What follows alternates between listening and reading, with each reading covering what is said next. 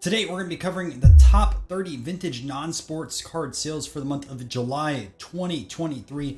These cards range all the way from the late 1800s all the way through the 1990s. You have historical figures, music cards, and classic non-sports sets. Let's start off with number 30. And our first spot is going to be 1962 Mars Attack number 38, Victims of the Bug. Now, this only got one bid at $438. But my bet is that this would go into someone's set registry and is a nice upgrade. In the 29th spot, we have Colonel Cody from the N28 Allen and Ginter set from 1888.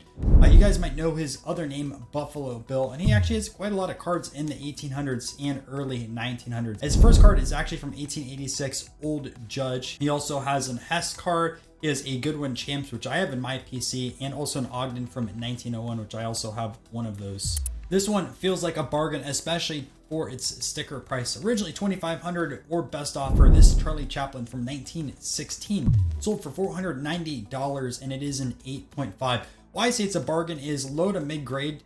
These cards can range from like $50 to $150 or $200. So that premium for an 8.5 wasn't too much. Now this says it's a rookie card. I do think Charlie Chaplin has a few earlier pieces, but this is one of his more iconic earlier cards throughout his acting career. Some people may argue throwing cabinet cards on this list or not, but this was a really cool example of Theodore Roosevelt. Sold for about $500. Now what makes it special is this was distributed during the Spanish-American War in 1898, and that's where Theodore Roosevelt became famous first. He ended up taking over presidency when McKinley got assassinated in the early 1900s and has quite a lot of cards then, but not much in the late 1800s. We have our second Mars Attack card on the list. This is actually the most famous imagery from the set, the prize captive.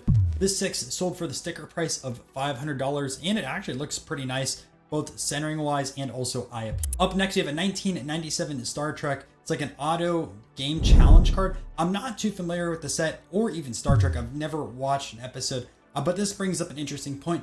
Do you guys want to see more cards in the 1990s, or should we have a cutoff date before then? Every different sport has cutoffs for what's considered vintage or modern. Non-sports is interesting because it really depends on the category. So let me know down below in the description. This Red Menace Tiny Tim sold for the buy it now price of $560. Like the Mars Attack earlier, this is probably going into someone's set registry. And it's really impressive finding a card from the early 1950s in this shape. This 1990 Marvel Universe Spider-Man sold for $650. Definitely not the earliest Spider-Man card, but this set has been very popular along a lot of non-sports and comic collectors within the hobby the last few years. Set that I'm really familiar with, the 1932 US Caramels. I actually think this Abraham Lincoln was a steal at $695. And if I saw this, I probably would have purchased it. The reason why is the blue is one of the rare versions of this. So there's red, there's an orange, and then there's also a blue. Red and orange you can find quite often. The blues tend to be really, really tough. On top of that, Abraham Lincoln is a premium card within the set. He's a lot more expensive than other presidents, which makes sense since he's a lot more popular. So this Horrors of War card was distributed 1 year before the start of World War II. Germany threatens. This is one of the more popular cards within the set. This SGC3 old label sold for the buy it now price of $772. With the recent Titan tragedy, there has been a spike of interest in Titanic cards once again. Now this card was really popular before that disaster happened, but this one recently sold for $820, originally a buy it now price of over $1,100. Now this is also the first imagery of the Titanic on cardboard.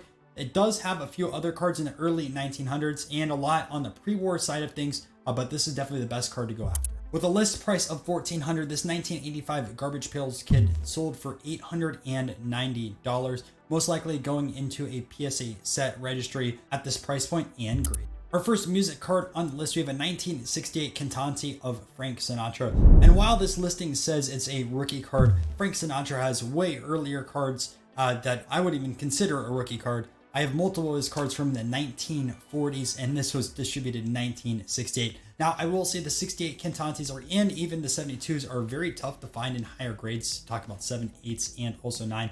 They're out there now, but that's because the finest examples have been graded. And this is a huge sale from the set. I would consider this Superman card kind of on the Mount Rushmore of Marvel or superhero cards in general. This is Superman #1 from 1940, distributed by Gum Inc. and just a classic pre-war card of the famous superhero. We have another Superman sale. This one was raw and sold for $943. Looks like it's also out of gum ink. Now, since I'm not a Marvel guy, if you are more familiar with the set, let me know why this one outsold card number 1. Condition wise, this looks like it's either a 1, or if you have a very lenient grader, a 1.5 due to all the creases and also the edgewear. And this 1989 Rotten to the Core Trump PSA 10 sold for $1,000. There's also been a few 9 sales recently that are ranging between $300 and also $400. Trump is on the news a lot, and we're getting back into presidential election season, so expect more president stuff to start selling soon. This Bart Simpson card sold for $1,150 USD. It's sold out of Australia. Again, something I'm not too familiar with, although I did watch The Simpsons as a kid. So it says 2 of 50. I assume that there's only 50 of these, distributed also in 1996. We have 2 more Garbage Pail Kids from 1985. Again, most likely registry. So Looney Lenny, this sold for $12.25.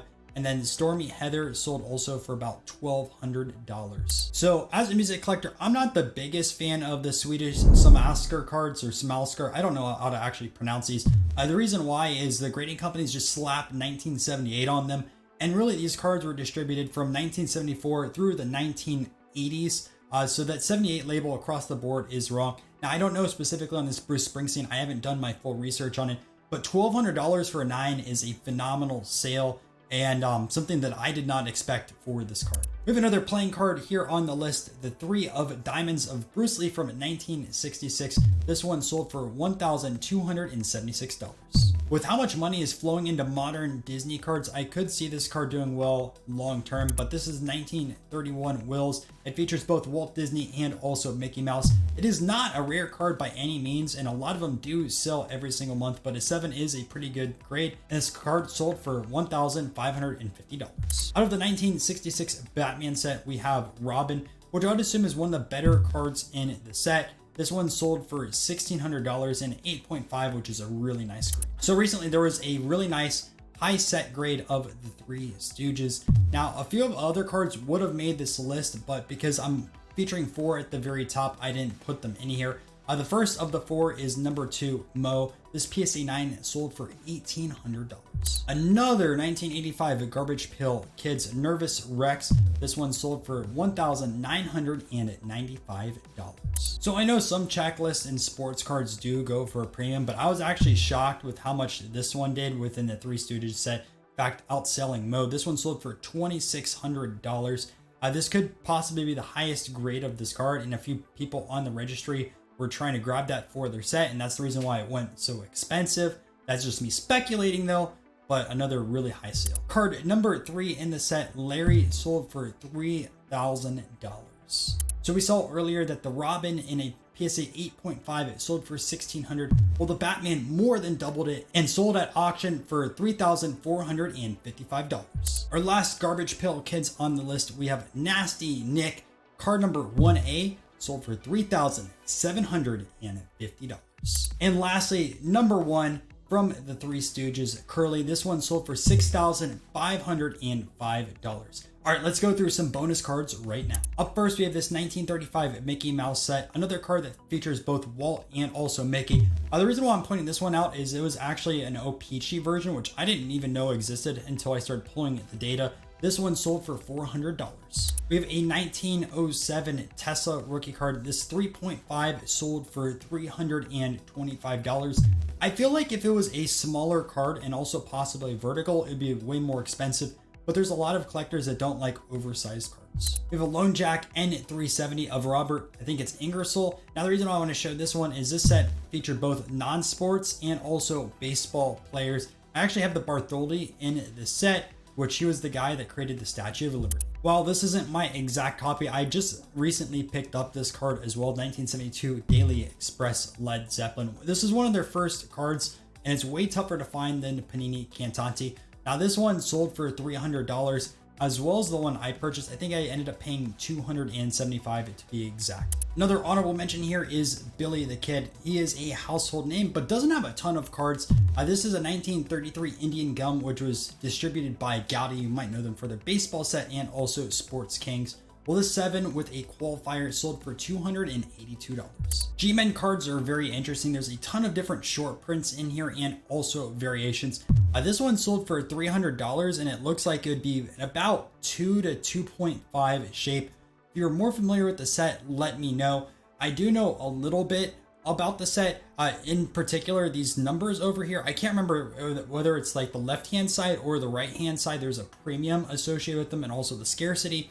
Also, there's a French version of it, which I have the John Dillinger in A4, which I didn't even know that existed until I talked to a collector over in Europe. We featured a 1990s Spider-Man earlier. Well, this one is from 1966, which might be the first card. Way tougher to find, and in my personal opinion, I'd rather have this card than the one from the Junk Wax era in a 10. This is the end of the video, but I do want to say I missed a few cards in this week's top 30. I accidentally forgot to filter my spreadsheet, so I just want to go through these really quick. We have a 1977 Darth Vader.